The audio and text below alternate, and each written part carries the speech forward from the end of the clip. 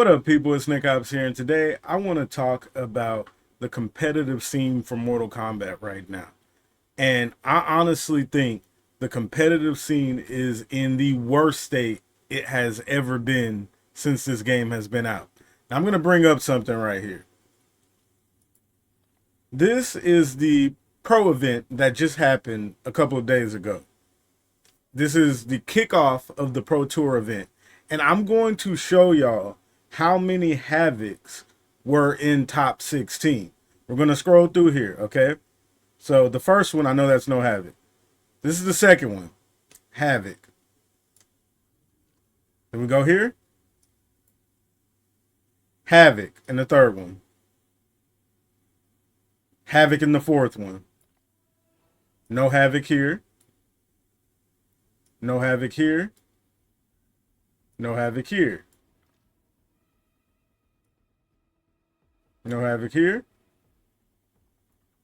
Havik here. So I think that's 4 so far. Another Havik there. The count could be a little off. That's 5 Haviks. Okay. No Havik there. No Havik there.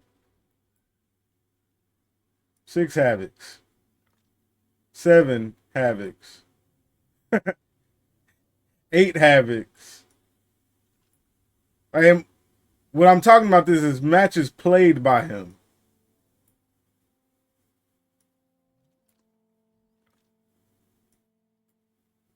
Let's keep going. And I know in the final match, 9. So again, 9 matches where Havik was played. That is just absolutely ridiculous. And this is why I keep saying nerf culture is killing fighting games. And this video might seem hypocritical because the title of this video is probably going to be something about how Havik needs to be nerfed. And there might be someone saying, well, aren't you the main person that says, oh, people don't need nerfs, this, that, and the other? Yes, but it's too late now. You know, the way I thought about it would have been fine if they did it, but it's too late. The game has reached a point to where we're seeing the effects of why you don't nerf so many characters, because you're going to get to a point where there is a character that is above them all. And Havik is at that level to where he's unstoppable. And because the game has seen so many nerfs and not buffs, we've reached a state of the game where it's just going to be probably Havik and Sindel. And what I mean by that is I am saying right now that in this current meta, if you want to win a tournament, you need to play Havik or Sindel. If you want to have the best chance of winning, period, you need to be playing Havik or Sindel. And I feel like that's really bad, because the reason I made those videos talking about don't nerf this, don't nerf that, is because I knew it would get to this point. Now that we're here, the only way we can fix this is by nerfing Havik and buffing other characters as well. Because here's the thing. There's always going to be a character that's the best. But when the character has way too many things going for them, that is when you reach a point to where it's just too much. And I genuinely feel like Havik is at that point. And just to do a quick run over of him, because I made a whole video talking about this character. He has a really good mid. 50-50s like straight away. Sweep, instant air overhead. And let me turn the frame data on. So you can see. 1 frame apart. If I remember correctly. No, 2 frames apart. So you got to guess. He has mix off of this string. You get a command grab combo. Everything, if you go look at my Conan video on why I said Conan was so bad, in my opinion, it's because he doesn't have any layers. But this character is full of layers. He can open you up without even trying. That's what's so dumb about this character. And he just has way too many spots where you have to guess, and he has access to it easily. Like off of this string. Full combo off of that. Off of, or he goes low and gets a launch. Off of his 2-2, which is 10 frame startup. He lets this rock.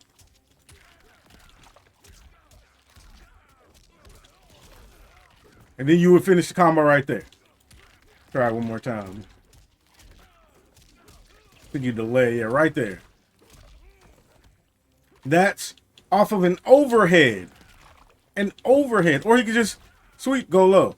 And then the crap that tournament, when people go to tournaments, they always say stuff like, oh, you can fuzzy this and you can fuzzy that. Yo, this just works offline. Go watch that tournament I just showed. They were getting hit with this like crazy.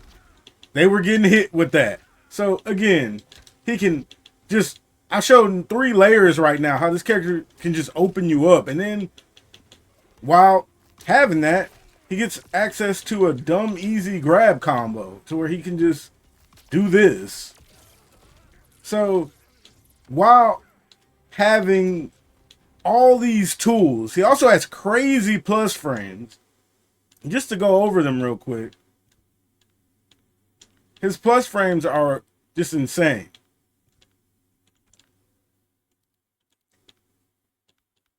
This is plus. This is plus. This is plus. And if you wonder why my controls are like this, I'm recording on PC. I always mention it. I always mention that. That's +6. Like, he has so many things that are just plus. This is plus. Like, why? Plus. I mean, not plus. That's not plus. This right here. His 1-1 plus. Plus. Plus. Plus. Like, just plus everywhere. And he just does too much. Too well.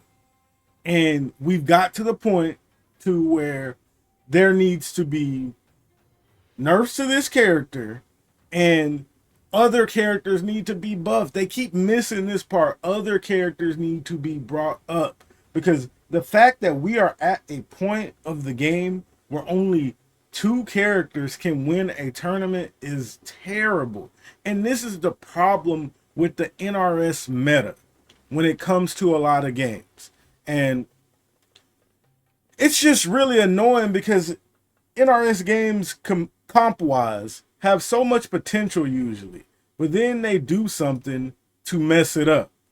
And what I mean by that is, if we go ahead, like I said, bring this back up here.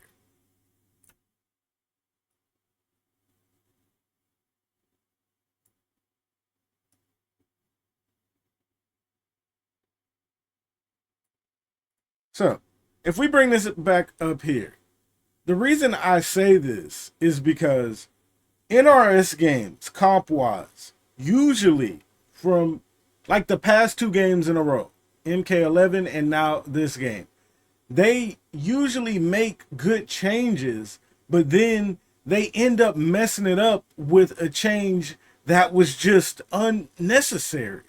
And what I mean by that is, we have got to a point where you're only winning if you're playing Havik or Sindel in tournament. Now, if that changes, if they have a balance patch now, then obviously me saying that doesn't matter. They have one. But again, we have got to a point of the game's life cycle where you can only win big with 2 characters. And that also happened in MK11 with Fujin. And it was just him. It was just Fujin. So NRS usually makes these changes to the game, and they usually do an okay job, but then they just have one character that messes up all their hard work.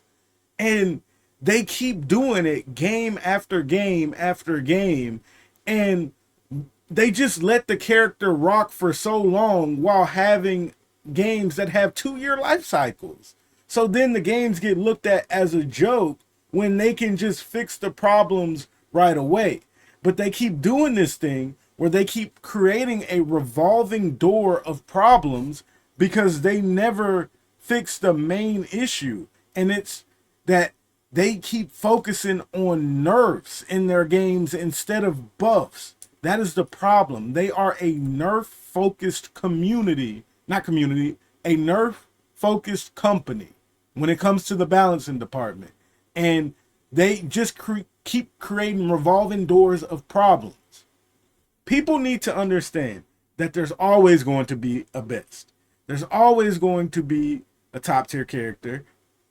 And there's always going to be a character that is just going to be stronger than the cast. There's going to have to be top 1, top 2, and top 3. The problem with the game is when top 1, top 2, and top 3 are far ahead. And if you are playing this game right now and you want to play it at the highest level possible and have a chance to win in tournaments or just win your matches online, you're playing high level matches, there's no reason you shouldn't be playing Havik.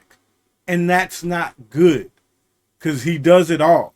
And I will say he's the most broken character of this game's life cycle. You know, Johnny could have took that before, but I feel like he's worse than Johnny. He can do what Johnny does, like pressure-wise, and still has 50-50s on top of it, too. And before this patch, he had these 50-50s with a slide Movado Vortex. This character is just ridiculous. And I don't understand why they let stuff rock for so long when it's so obviously just dumb. And I feel like this character just has to go.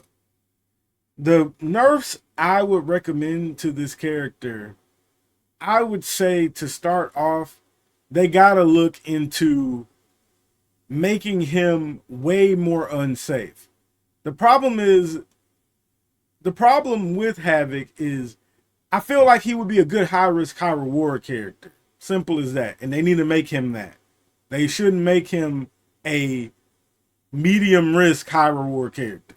So that's how I think they should nerf him. And another problem that NRS has with the nerfs is they never revert a nerf, like ever. So they're basically saying that they can't be wrong, which is obviously not true. Sometimes people are wrong. And the fact that they don't have, what's the word I'm looking for here? Not the guts, not the integrity. I would say the awareness to know that they could be wrong sometimes and they need to revert a nerf. Because sometimes you're wrong in life. People are wrong. But the fact that they have this mentality that they're never going to revert a nerf is dumb. Other game companies, fighting game companies, do that. Sometimes when they over nerf a character, they revert the nerfs. But NRS has Cyrax, Yellowbot, when they accidentally brought the cameo back for one patch, but they didn't do it on purpose. But they don't revert nerfs on purpose, ever. And I think that's another problem in itself. If a dev is watching this, you can be wrong. It's okay to be wrong. I don't know why y'all have this mentality that you should never revert a nerf. That is insane to me. You're basically telling your community that you can't be wrong, which doesn't make sense. You can be wrong sometimes, and it's okay. There's some characters in this game that have been nerfed too hard. And for the devs to go, we're just never going to do that. We're just going to try to buff a bunch of miscellaneous quirky things to make up for it, isn't going to do anything. So that's my take on it. That's why I feel like right now the competitive scene is in the worst state it has been. And NRS, if they supported their games for a while, this wouldn't be a problem because they would have a chance to actually learn.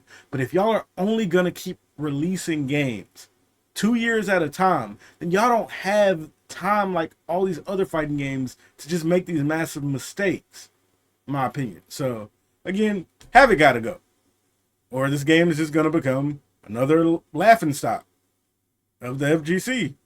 It's just ridiculous that they even allowed this.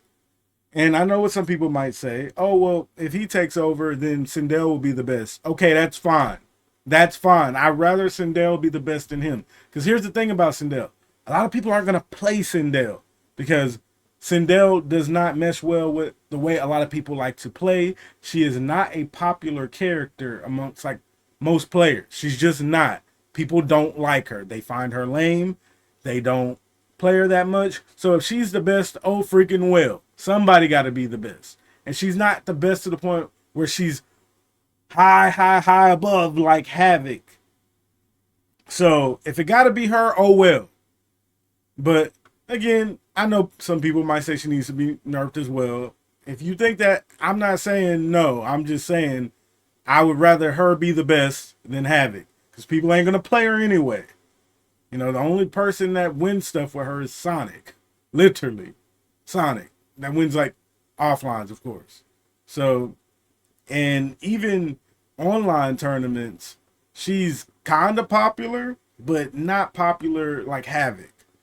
Havik is just running rampant. So, that's my take on it.